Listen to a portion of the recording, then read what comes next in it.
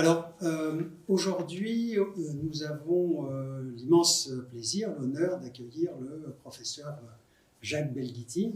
Le professeur Jacques Belghiti est un monument de la chirurgie hépatobiliaire et je m'interrogeais tout à l'heure en me disant, mais quand on dit Jacques Belghiti, cela évoque quoi? Jacques Belghiti, moi, ça m'évoque la modernité de la chirurgie hépatobiliaire, ça m'évoque le travail, ça m'évoque l'avancée. Alors, bienvenue, professeur Jacques Belghiti, et merci d'avoir accepté de participer à cet exercice qui sera, je l'espère, un plaisir pour tous ceux qui nous écoutent. Alors,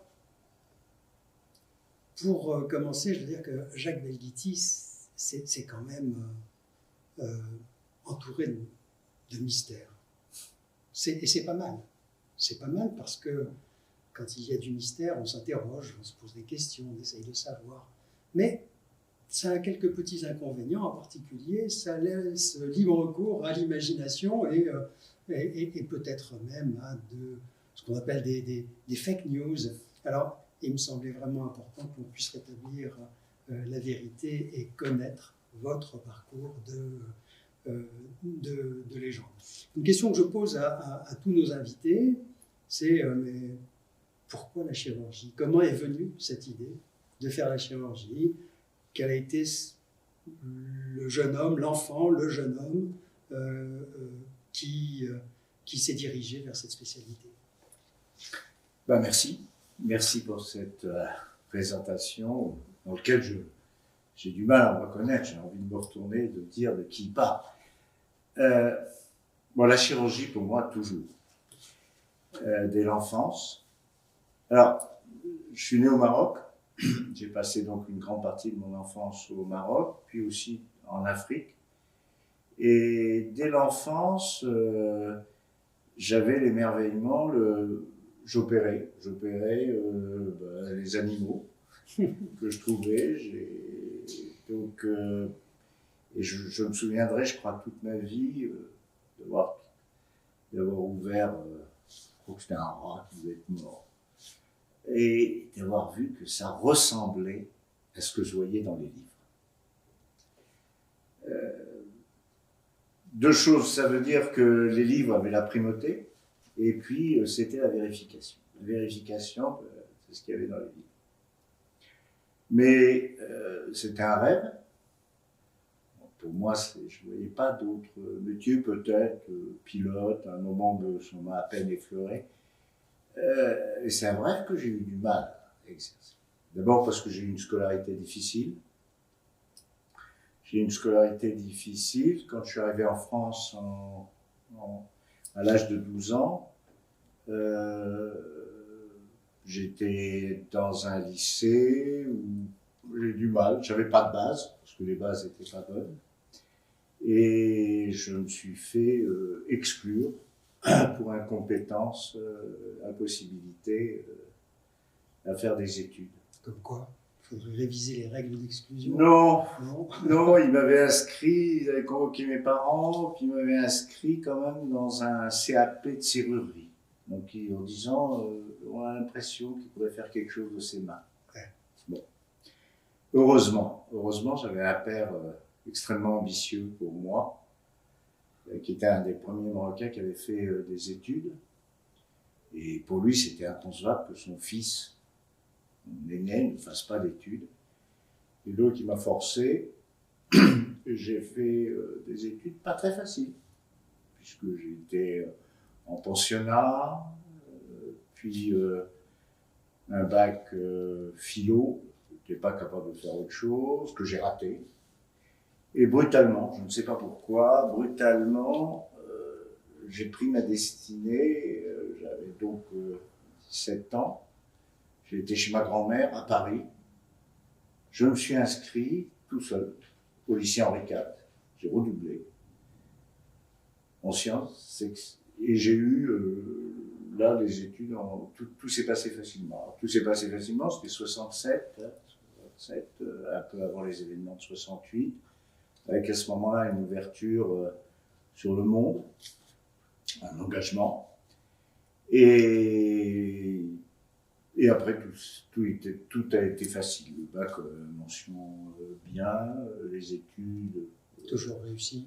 Toujours réussi. Pas de médecin dans la famille. Ah non, pas de médecin. Promise. Non, mon père rêvait d'avoir un fils médecin. Et il m'avait expliqué que je sois peut-être chirurgien, mais lui, il voyait ça. Mais très petit, il disait si t'es médecin, il faut que tu sois interne des hôpitaux de Paris. Parce qu'il y a... Alors, c'est peut-être une chance que j'ai eue. C'est-à-dire que je suis arrivé d'Afrique, je suis arrivé d'immigrés, mais je savais ce qu'il fallait être interne des hôpitaux de Paris. Et donc, probablement partager avec ceux qui étaient issus des grandes familles médicales la même ambition. Donc voilà déjà la première chose.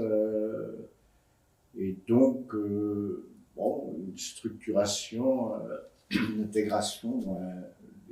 Là, j'ai fait, en même temps que mes études, du syndicalisme, avec ce souci absolument énorme, c'est de tout ce qui pouvait être bon pour la France, je pouvais le faire, et tout ce qui était bon pour le service public. Parce que j'avais bien compris que l'enseignement, le service public, je le concevais comme à la fois lieu où on pouvait soigner tout le monde, et puis lieu de déboucher pour mes collègues, pour les futurs internes. Voilà. J'ai entendu le mot syndicaliste. Oui.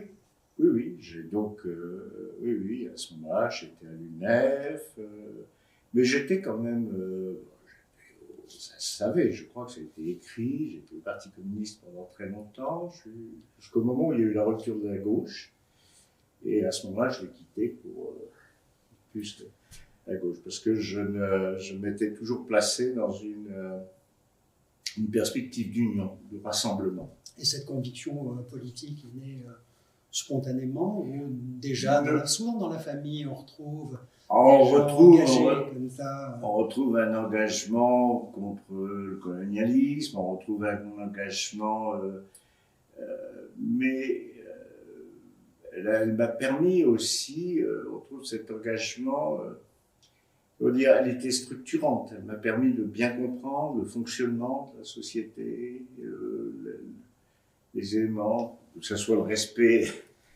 des enseignants, le respect des administrations, de savoir les difficultés de la gestion. Je crois que ça m'a beaucoup servi.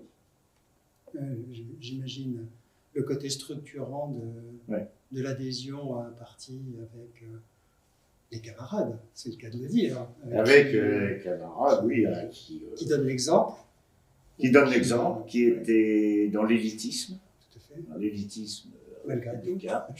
Ah non, surtout dans l'élitisme, c'est surtout l'élitisme, ne pas laisser aux nantis de prendre les hautes positions, se battre pour les avoir, pour que tous, quelle que soit leur origine sociale, quel que soit leur rang, puissent les acquérir et les voir. C'est cette bataille qui m'a animé. C'est bien. Alors c'est effectivement ce que l'on dit, ce que l'on sait, mais jamais avec autant de précision. Ce sera comme ça su.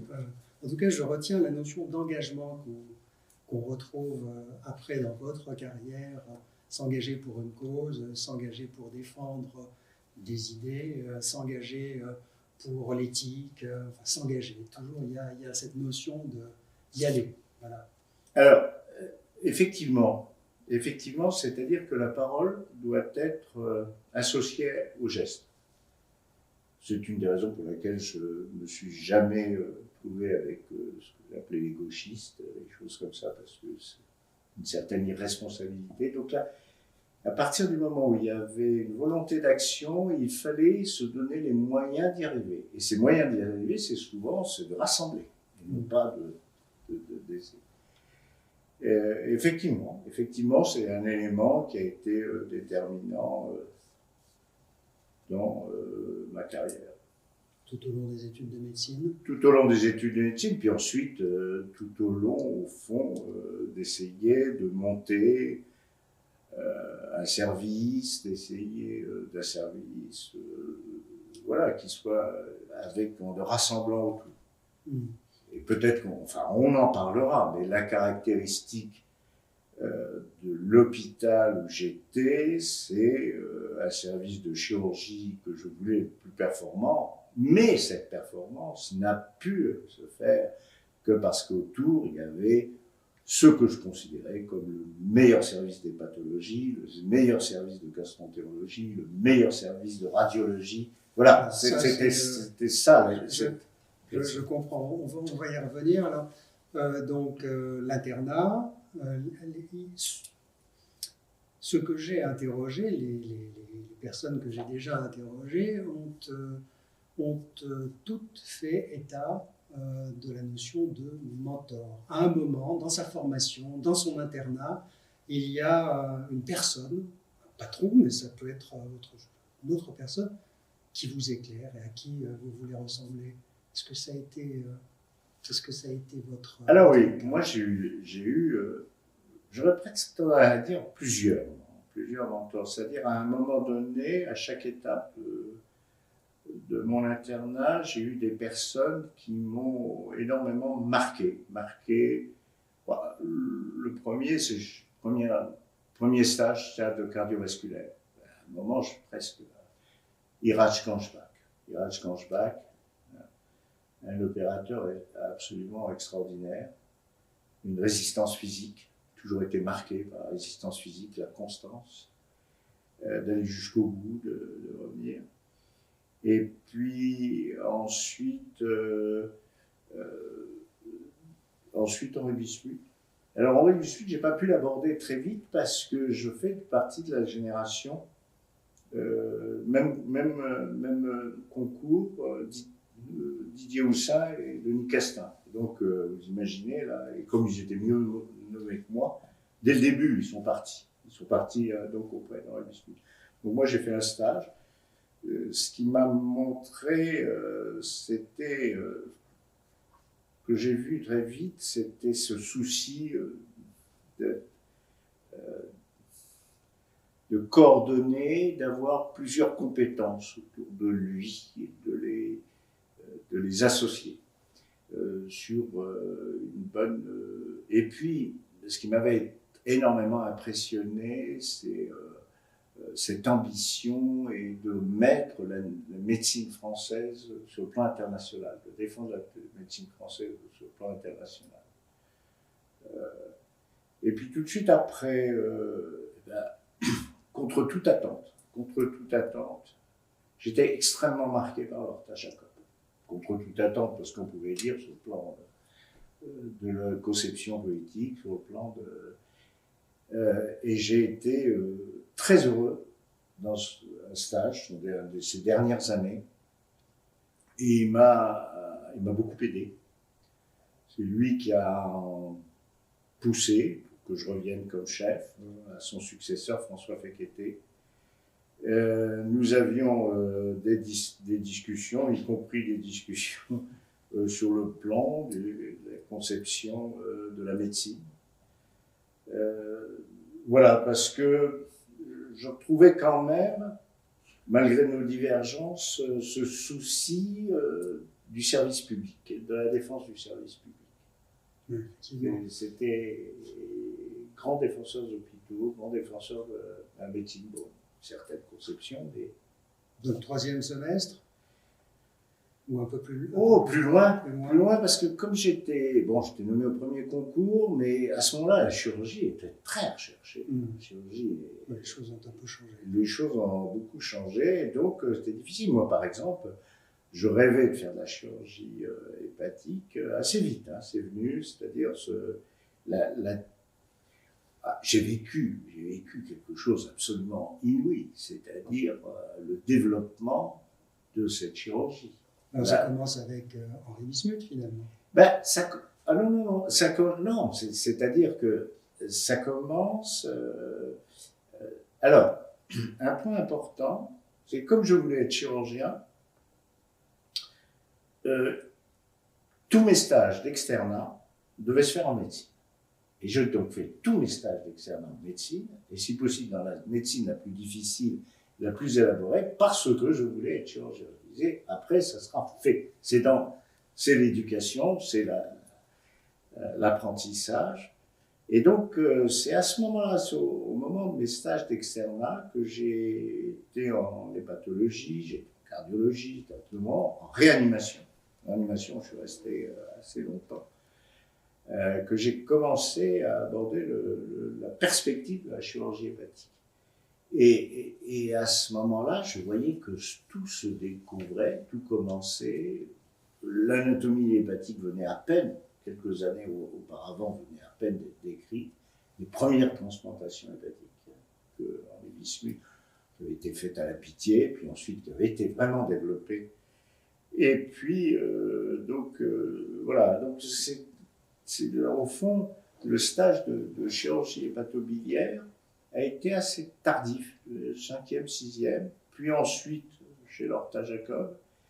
Et c'est chez Lorta Jacob que j'ai appris la grosse chirurgie, puisqu'il y avait énormément de chirurgie ésophagienne. Et c'est en devenant ensuite chef chez François Féqueté, qui est un personnage impressionnant, que à ce moment-là, j'ai décidé de développer la chirurgie hépatobiliaire dans le Nord, parce que dans le Sud, il y avait Paul Brousse. Voilà. C'est ça, d'accord. Donc, Beaujon. Beaujon, et je me souviendrai toute ma vie de Henri Bismuth, pas de François Féqueté. Je lui ai dit, écoutez, il faut qu'on développe la chirurgie hépatobiliaire. Il dit, vous n'y pensez pas. Il y a Maillard à côté, il y a Hautefeuille à la Riboisière, on y arrivera. Oui, mais ils ne font pas. Il ne faut pas cette chirurgie qui se fait ailleurs et qui se fait. Donc on va la développer. Et on a commencé.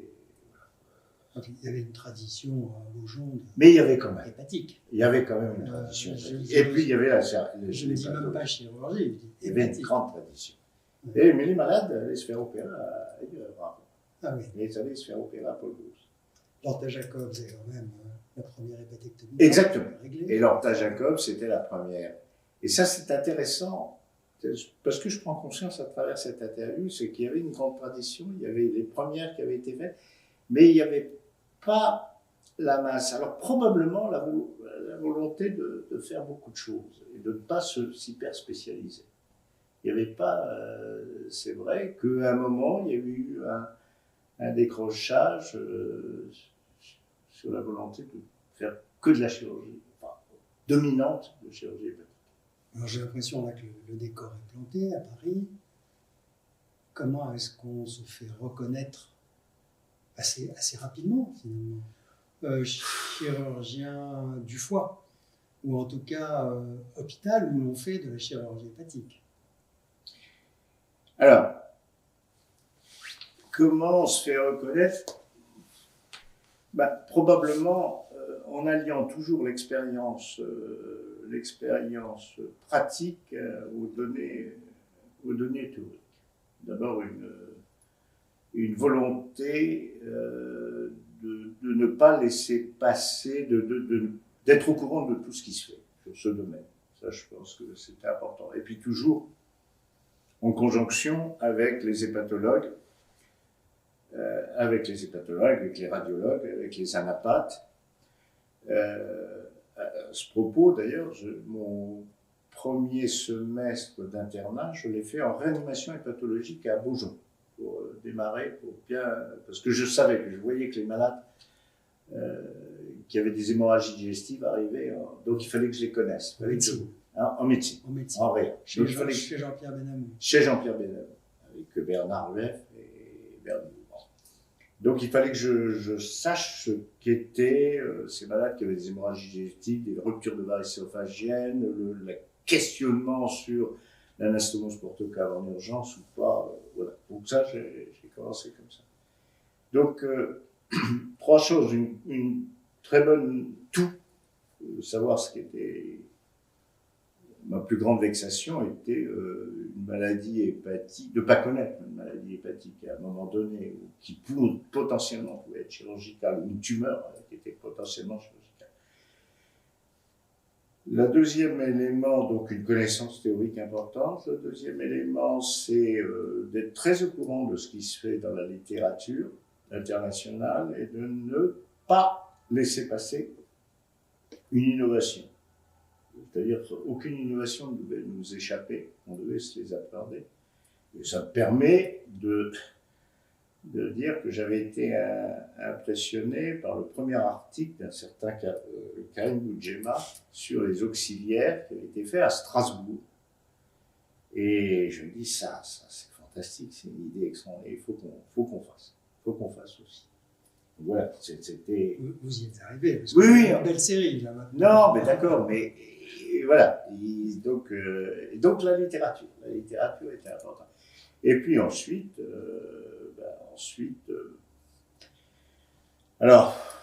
ensuite une démarche académique. Je pense que c'est ça qui est important, c'est-à-dire que toute discussion, tout malade doit se faire dans le cadre de ce qui est connu, comment ça se fait. C'était à propos de tous les cas, il fallait avoir les données académiques, et puis quand quelque chose me paraissait important, de le publier. De ça, c'était vital. Alors, c'est difficile de publier, parce que je n'oublie pas qu'on s'adresse aux plus jeunes qui nous regardent, là, qui nous écoutent, et qui veulent savoir comment ont fait leurs aînés pour arriver à opérer, à très bien opérer, à recruter, à suivre leurs malades, à enseigner et à publier, ce qui est probablement de plus dur à faire. Exactement. Moi, je crois que c'est ça la question. D'abord, il faut leur dire, bon, si on aime ce métier, on aime le contact avec les malades, on aime tout ce que les mystères, une question de diagnostic. Donc, c'est pas très difficile de voir les malades. Discuter en staff, c'est un plaisir. Un plaisir de discuter en staff, de voir des questions qui se posent, des options des uns des autres, tout d'un coup, à condition qu'on donne la parole, c'est important aussi, de voir tout d'un coup quelqu'un qui a une idée, c'est assez fascinant. Opérer, c'est le plaisir du chirurgien. Alors, c'est probablement une des raisons pour laquelle, et puis il y a une sensualité, il y a quelque chose, et puis d'opérer quelque chose où la tension doit être permanente. On ne peut pas penser à autre chose quand on fait de la chirurgie hépatique. Non seulement on ne peut pas penser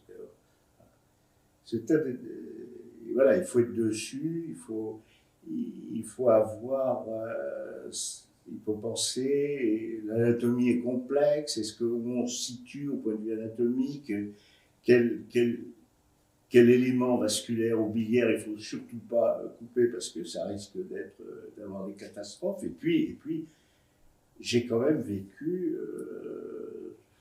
j'ai connu dans mon internat des morts sur table de chirurgie hépatique. Donc ça m'avait beaucoup impressionné. Ça m'a rappelé un peu la maîtrise qui était nécessaire en chirurgie cardiaque. Et cette révolution aussi, quelle bénédiction d'avoir pu aborder une chirurgie qui commençait à se techniser, c'est-à-dire que une opération de chirurgie hépatique ressemblait de plus en plus à une opération de chirurgie cardiaque, avec tous les instruments, avec les dissectrons, avec tous les éléments. Donc ça, c'est bon. Et donc finalement, je dis toujours, c'est facile d'opérer, c'est facile de voir les malades, c'est facile d'aller au staff, c'est facile d'aller... Il n'y a qu'une chose qui est difficile. Il n'y a qu'une chose qui est difficile, c'est d'écrire. Et donc, il faut le savoir. Il faut le savoir. Donc, premièrement, respect pour ceux qui écrivent. Ça, c'est la première chose. Et si vous voulez, tout le monde arrive, tout le monde, et si vous voulez avoir un peu de dimension, de prendre une autre dimension, vous devez écrire. Vous devez écrire, commencer par des cas cliniques, ça vous permet de vous instruire, puis ensuite des séries. Et les séries, c'est important, pourquoi? Parce que, premièrement, les résultats que vous allez recueillir ne correspondent jamais à ce que vous pensez. On a tous des filtres un peu différents. Vous avez l'impression que vous allez apprendre que les résultats sont mauvais, ou que vous avez des résultats excellents, puis finalement, ils ne sont pas si bons que ça. Le deuxième élément, c'est qu'une fois que vous avez recueilli vos résultats, ben, vous allez les comparer aux données de la littérature. Et à ce moment-là, donc vous allez vous instruire. Et puis le troisième élément, ben, ça va obliger à une expression. À une expression, il va falloir le faire savoir. Et l'écriture, la rédaction, ben, ça facilite la structuration de la pensée, ça permet de l'exprimer. Voilà pourquoi aux jeunes il faut écrire, et qu'ils ne se fassent pas d'illusions, et qui c'est pour la peine de se voir. De toute façon, ça restera, quoi qu'on dise, ça restera le critère d'évaluation et de promotion académique. C'est les papiers qui sont écrits. Des messages importants. Là, on peut rêver, on croit qu'on va faire. Alors peut-être ce ne sera pas le nombre, peut-être ça sera, mais de toute façon, ça sera 1, 2 ou 3 papiers qui seront choisis, qui seront approfondis. Voilà. Ça sera le seul facteur de promotion académique qui sera. Et c'est un bien. Ah ben bien sûr. Je ne vois pas. Bien sûr, le reste c'est un peu de la démagogie. Hein. C'est un petit peu de la démagogie. Alors surtout que oui. Alors, Jacques Belghiti et beaucoup d'entre ceux qui sont de ma génération le pensent, celui qui a introduit la chirurgie japonaise, asiatique en France. Celui qui nous a fait connaître la puissance de la chirurgie, en particulier patobiliaire, de l'extrême-orient. Est-ce que c'est vrai? Quelle belle histoire. Oui, c'est vrai. Pourquoi? Bon, premièrement, la chance, c'est la chirurgie hépatique, liée, qui est quand même un peu difficile, hein, qui est exigeante. La transplantation, extraordinaire d'avoir découvert la transplantation. Mais on ne peut pas être médiocre quand on transplante. Il faut comprendre les complications, il faut comprendre la médecine, il faut comprendre les problèmes. Et puis, moi, je suis même un peu... j'ai pas eu votre maîtrise de l'immunosuppression que, par exemple, des gens de votre génération.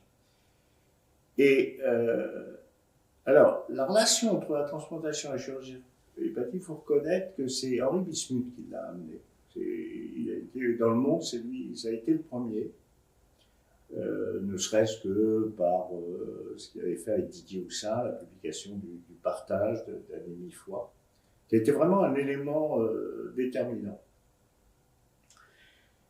Et à partir du moment où ces deux éléments étaient liés, la transplantation, la chirurgie hépatique, en regardant la littérature, il apparaissait clairement que là surgissait d'autres pays, une domination. Alors, il y a eu des dominations historiques, la chirurgie allemande, la chirurgie française, et puis les Américains par la quantité de travail, de publication. Et puis, on a vu à ce moment-là, je voyais s'amorcer la chirurgie asiatique, notamment au Japon, mais déjà il y avait la Chine, Taïwan et il y avait un peu la Corée. Et tout le monde partait aux États-Unis. Moi, je me dis, c'est pas possible, il faut aller. C'est pas là que ça se passe. Bon, tout le monde, c'est pour faire comme tout le monde, aller chez Starzl. Et donc, j'ai décidé à ce moment-là, effectivement, d'aller à Matsumoto, qui était au centre du Japon, où Makushi, qui est le grand chirurgien hépatique, je crois, du XXe, XXIe siècle, on en reparlera un jour. Enfin, il faut que les gens comprennent, il a tout fait, pratiquement. Et c'est là, en essayant, et c'est vrai que j'y suis allé, il était inconcevable pour moi de ne pas y aller 1 à 2 fois par an. J'y suis resté, mais pas des grandes, parce que c'est difficile la vie au Japon, pas des grandes périodes, mais simplement pour voir.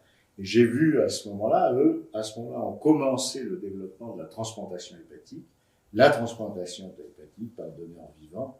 Et là, c'était le summum de la connaissance de la chirurgie, le donneur vivant, qui était vraiment la révolution pour les chirurgiens. On avait vu la naissance de la connaissance du foie, de la chirurgie hépatique, et là, une réexplosion de la connaissance de la chirurgie hépatique, qu'eux ont poussé au maximum. Le lien entre Quinault l'anatomie, Lorta Jacob, la première hépatectomie droite réglée, et la modernité, l'extrême modernité. L'extrême modernité, parce que extrême technologie, une grande technologie, puis une grande précision. Avec cet élément qui était rien n'est. Tout était anticipé, aucune pas initiative, mais aucune improvisation en père. Tout doit être discuté, tout doit être programmé. Ce qui fait que ça ne veut pas dire qu'ils ne peuvent pas s'adapter, non. C'est-à-dire que quand on a programmé 3, 4, 5, 6 positions, tac, immédiatement, si ça ne correspond pas, on va sur un autre plan. Et ça, je me souviens des premiers dessins des malades qui étaient vus au staff pour un cancer des voies biliaires, pour une tumeur, la localisation, tout était programmé sur cette façon de l'aborder, plus les coopérotes, plus à ce moment-là les ponctions, enfin voilà, ça c'était... Ce que l'on prenait, nous, pour une débauche de technologie, était en fait une quête immense de renseignements pour atteindre la perfection. Pour atteindre une perfection, c'est-à-dire pour un souci, on dit toujours, Makouchi disait que si un malade en post-opération, alors avec un élément, c'est qu'il n'y a pas de fatalité de la complication, ça c'est un élément fondamental, il n'y a pas de fatalité de la complication. Une complication, c'est une erreur qui a été faite à un moment donné. Bon, un peu excessif, mais au moins si on part dans cet esprit, ça change les choses. Ce n'est pas la philosophie dans laquelle nous avons été élevés en chirurgie. Et voilà. Deuxième élément, Makouchi donnait toujours cet exemple, il disait si un malade, après une hépatectomie à un ictère, c'est qu'il y a une faute, c'est qu'il y a une erreur. Voilà. Il faut... Voilà. Et en fait, tout ça, ça correspondait à une analyse de la fonction hépatique suffisamment précise pour que tout geste chirurgical soit adapté à cette de façon à ce que elle ne se décompense pas. D'où, si telle fonction hépatique, on peut enlever qu'un petit bout, avec une autre fonction hépatique meilleure, on peut enlever un plus gros bout. Voilà. Mais c'était ce mélange sans arrêt sur les données préopératoires, le geste qui est adopté, la façon de suivre. Ouais. Donc on comprend bien maintenant le transfert Est-ouest ouais. et l'arrivée de la chirurgie asiatique, ou en tout cas, oui, son arrivée à vos jours, hein, qui est à ce moment-là le temple de la chirurgie hépatique, parce que pour la génération des chirurgiens de ma classe d'âge, la puissance de Beaujon, c'était la chirurgie, avec toute la rigueur qu'on sent à travers les mots que vous dites, mais aussi l'environnement. Il y avait une école des pathologies absolument fantastique, avec un homme absolument extraordinaire qui était Jean-Pierre Benhamou. Il y avait des anapathes hors pair, il y avait des radiologues hors pair qui ont tout inventé en imagerie du foie. Donc, est-ce que ça aurait pu se passer ailleurs que dans ce contexte? Et d'un autre côté, je suppose qu'eux-mêmes ne se sont émancipés que parce qu'il y avait une chirurgie très forte. Ouais. Est-ce que ce n'est pas comme ça, finalement, qu'il faut concevoir toute spécialité chirurgicale à l'avenir? Est-ce qu'il n'y a pas un message là? Je ne sais pas. En tous les cas, il y avait des circonstances. Il y avait des circonstances qui étaient... Bon, Beaujon, ce n'est pas le plus bel hôpital. Ce n'était pas l'hôpital le plus favorisé de l'assistance publique. Presque en banlieue. et donc une certaine vulnérabilité. Et la vulnérabilité, à un moment donné, ça permet un peu de serrer les coudes. Deuxième élément, je vais pas revenir à un truc, une activité très propre, c'est-à-dire aucun n'avait d'activité libérale. Aucun n'avait une activité privée, ce qui veut dire que les relations étaient toujours des relations qui étaient fondées sur les données scientifiques et qui étaient, il en a besoin, s'il n'a pas besoin. S'il n'a pas besoin d'être opéré, il ne sera pas opéré. C'est pas parce que, oui, parce que il y a eu il y avait des déviations ailleurs. Et je me souviens des premiers malades qui, à un moment, avant qu'on acquiert une endoscopie extraordinaire, qu'on avait été obligé d'envoyer à droite, à gauche, et de revenir avec des suppléments. Et ça brise tout, parce que le malade, il se dit, mais comment ça se fait que vous m'avez envoyé, m'a demandé un supplément, ceci. Et c'est là qu'on prend conscience que de vivre quand ces problèmes-là sont absents, bah, c'est la science qui est en premier. En première ligne. Voilà, la science qui est en première ligne. On parle médecine. On parle médecine, et on est mu par une promotion qui se fait que dans le domaine de la médecine. Ouais. C'est bon. Pas dit que ça va rester, que ça soit adapté, mais au moins, voilà. C'est quand même la tendance générale aujourd'hui. Ouais. Ça tend vers, en tout cas à l'hôpital public. Bon, donc la technicité, l'ASIC, ça débouche sur des innovations, je voudrais qu'on discute de deux points. D'abord le donneur vivant, que vous avez été le premier à introduire en France, et à toucher les difficultés que cela pouvait représenter. Et le deuxième point, c'est l'innovation technique purement. On est rarement l'inventeur d'une technique. C'est formidable d'avoir été de mettre son nom sur. J'aimerais qu'on parle de ces deux points. Alors on va tout dévoiler tout de suite. Alors le donneur vivant, effectivement, résultat de mes relations avec les Japonais, je vois que je suis ce qu'ils font, je vois les exigences, je vois ce qu'ils mettent, et aucune innovation ne devait s'échapper. Et donc, la première chose que je fais, c'est de faire ce qui paraît le plus naturel, c'est la transplantation hépatique chez pédiatrique. Et à ce moment-là, grâce à Yann Révillon, qui était chef de service à Necker, qui avait des besoins importants de transplantation, de greffe. Et bien on fait une première association qui était assez intéressante, c'est-à-dire que les parents étaient opérés à Beaujon, je faisais les prélèvements, et le foie ensuite partait pour être greffé à Necker. Donc c'était la lobectomie gauche. C'était la lobectomie gauche ou l'hépatectomie gauche, avec quand même un élément capital, c'est-à-dire qu'il y avait véritablement une dissociation. J'avais réussi à concrétiser ce que tout le monde dit, c'est-à-dire qu'il doit y avoir la dissociation entre le donneur et le receveur, tant sur le plan chirurgical que sur le plan technique. Là, il y avait une vraie dissociation. Il y avait une vraie dissociation, et donc les choses se passaient, ça a été assez fantastique. On a dû en faire une cinquantaine. Et à ce moment-là, j'ai commencé à être un peu frappé par un élément qui était... le premier élément que j'avais un peu vu au Japon, c'est que le donneur, on avait beau lui faire une lobectomie gauche, il pouvait faire des petites complications. Et j'ai été déjà très soucieux de l'intolérance qu'on pouvait avoir vis-à-vis de la moindre complication. Une moindre complication chez quelqu'un qui était donneur. Des petites choses, des alopécies, parce que le risque était... Enfin, il n'y a pas eu de problème. Je ne crois même pas qu'il y ait de complications chirurgicales.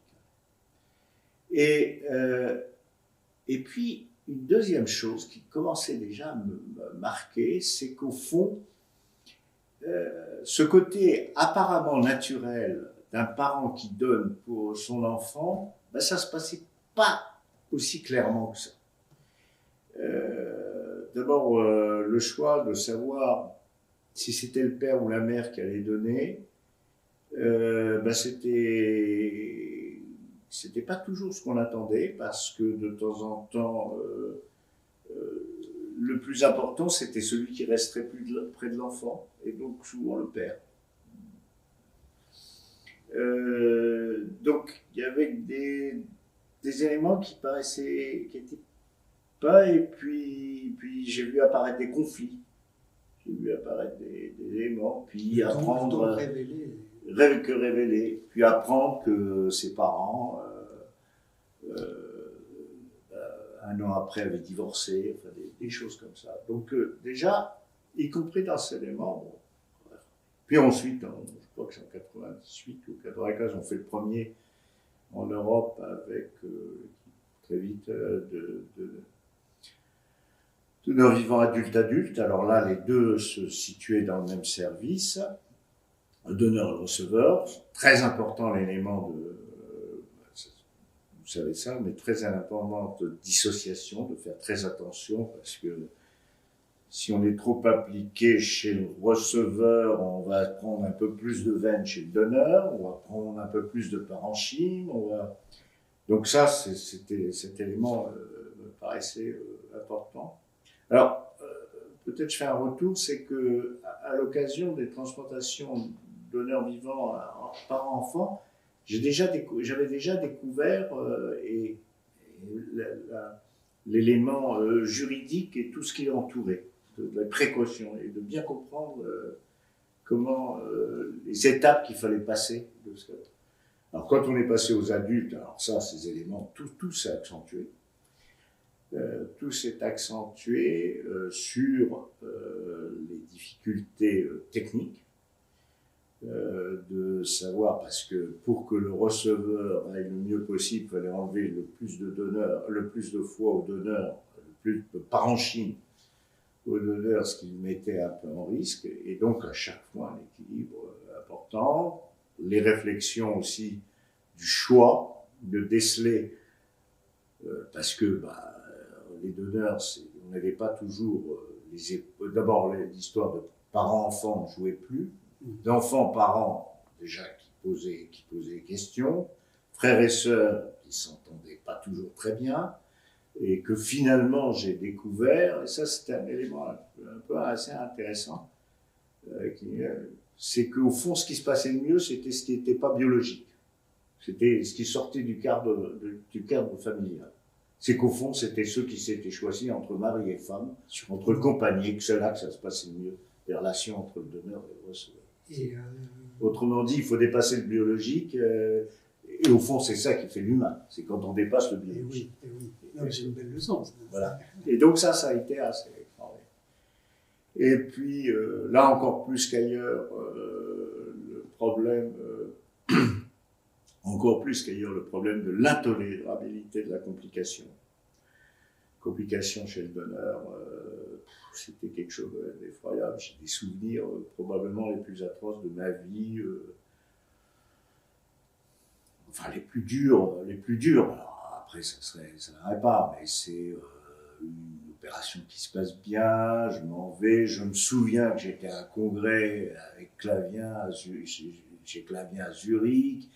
On passe un coup de fil en me disant que la lame, c'était un foie gros, la lame donnait un peu de sang, et en fait, il y avait, donc essayer de revenir, heureusement, je ne dirai jamais le type au comptoir qui me laisse revenir au plan de l'avion, et puis de reprendre le malade, il y avait une thrombose porte et une artère qui se fissurait chez le donneur, et une rate qui commençait à se fissurer chez le donneur. Donc, les choses se passent. Et puis 2004-2005, à ce moment-là, 147e donneur, en post-opératoire pour son frère. En post-opératoire, le le donneur se met à décompenser quelque chose qu'on ne comprenait pas. Et puis finalement, il va rentrer en réa, le donneur, alors que le receveur va bien, et on découvre chez le donneur, finalement, on était passé dans le bilan à côté d'un myélome latent qu'il a décompensé en post-opératoire. Est-ce qu'au Japon, on aurait... Ah oui, probablement. Alors, est-ce qu'on l'aurait fait? On l'aurait été cherché. Mais de toute façon, c'était pas ça. C'était pas. Et puis, donc là, et puis le donneur est mort. Et à ce moment-là, je me suis dit, on peut pas continuer. C'est trop difficile. C'est trop difficile. Ça met en cause trop de choses. Et puis là, vraiment, une prise de conscience de plus en plus aiguë sur les situations, les relations entre donneur et receveur après l'opération, même quand elle était réussie. Déjà, chez les parents, j'avais été surpris, mais alors, chez les adultes, je pense qu'à chaque fois, on introduisait des troubles majeurs, c'est-à-dire que les relations n'étaient jamais par rapport à ce qu'ils attendaient. C'est-à-dire que une dépendance, un élément, le donneur était toujours en deçà de ce qu'il attendait, y compris de la part du corps médical. C'est-à-dire qu'un donneur du corps médical, il était un donneur dans l'hôpital, c'était le héros, le super-héros, puis dès qu'il avait donné, qu'il revenait en consulte, on ne considérait plus. Donc il était déçu. Ça, c'était... Et puis le vis-à-vis du receveur, c'était pareil, la façon dont ça se passait, avec des éléments, on pourrait en discuter.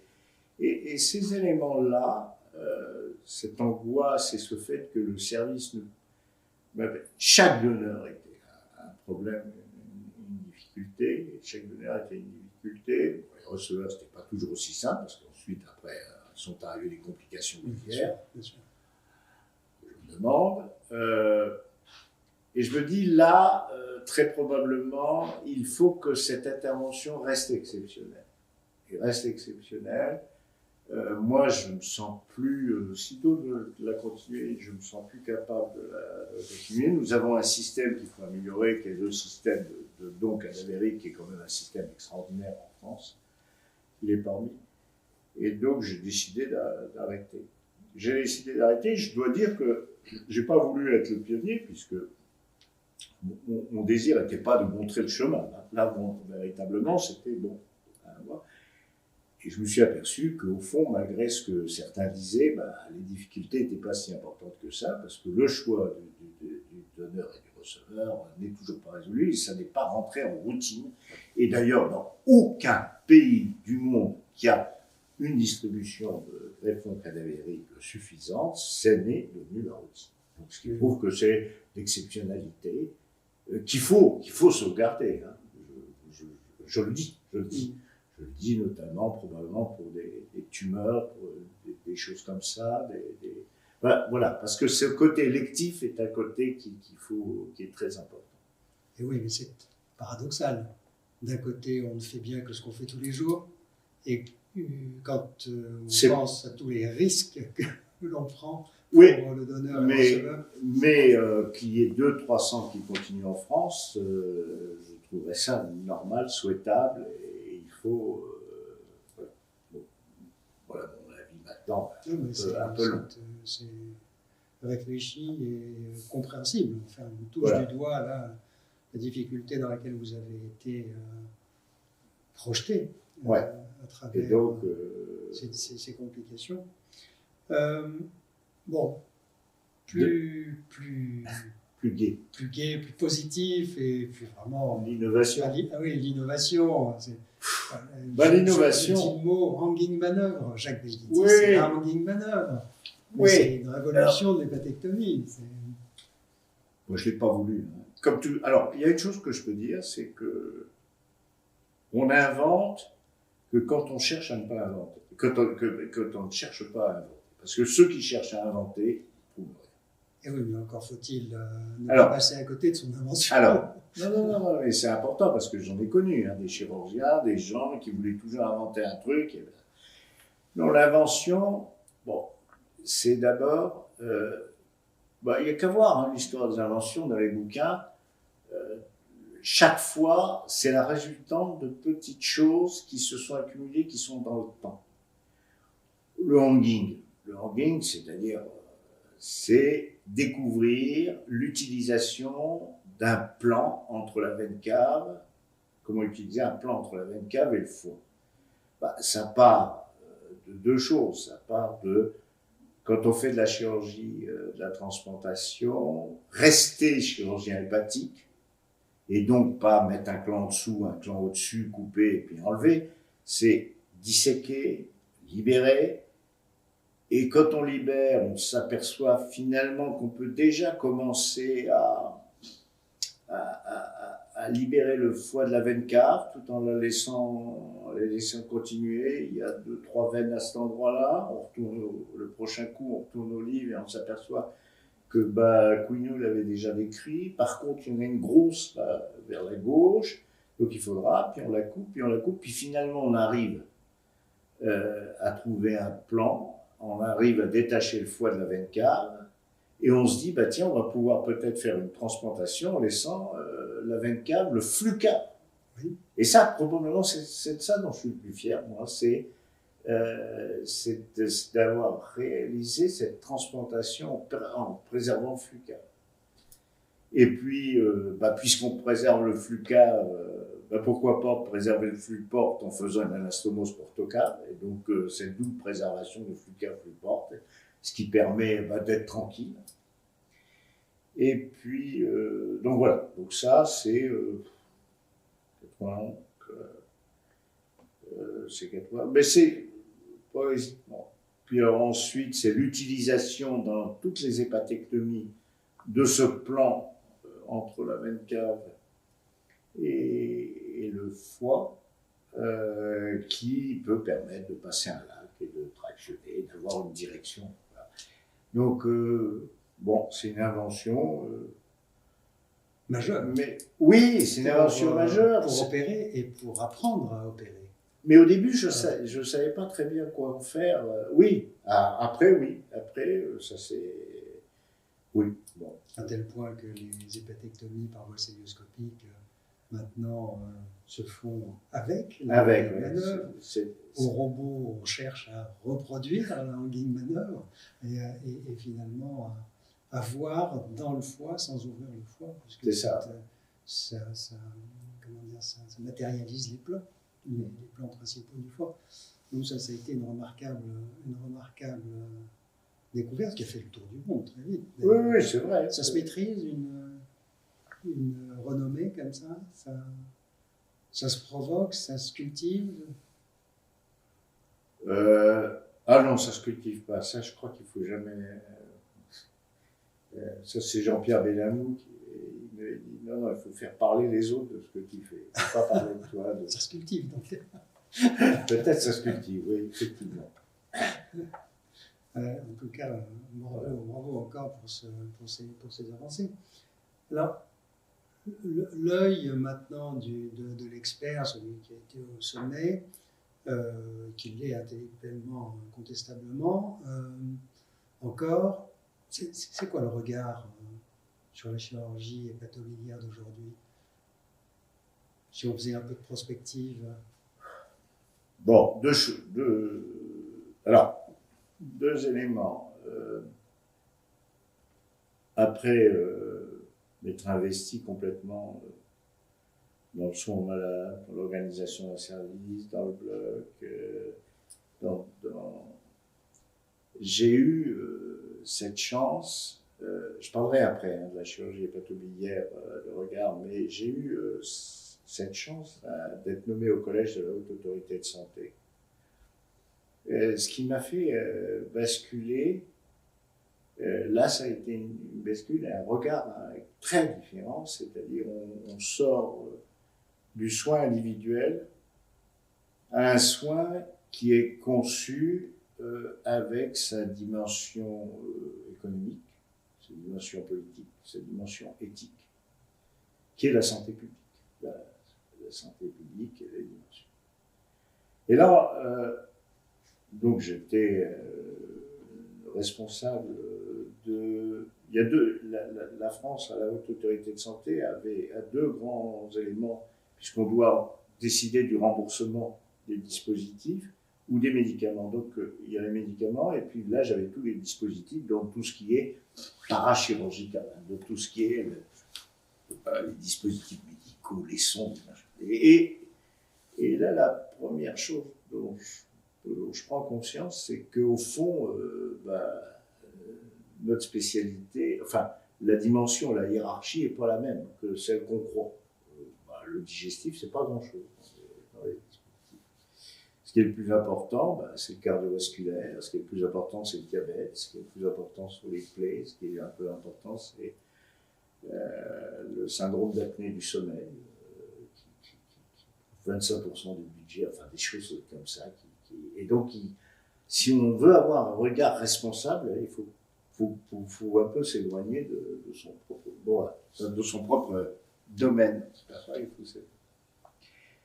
Donc ça, c'est le point important. Et je trouve que c'est un regard. Alors, peut-être qu'on ne peut pas l'avoir à tous les âges, mais cette dimension de santé publique, peut-être encore en relation, mais quand même un peu important. Alors, deuxième élément, la chirurgie hépatobiliaire, maintenant,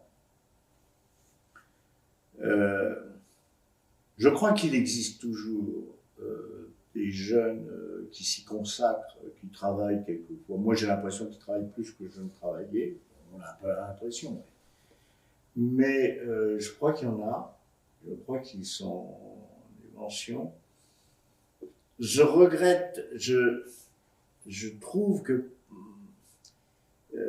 probablement il y a moins d'audience internationale parce qu'il y a moins d'efforts qui sont faits sur les abstracts, la présence des congrès internationaux, il y a moins ce désir, cette ambition, et que la place est prise par d'autres pays.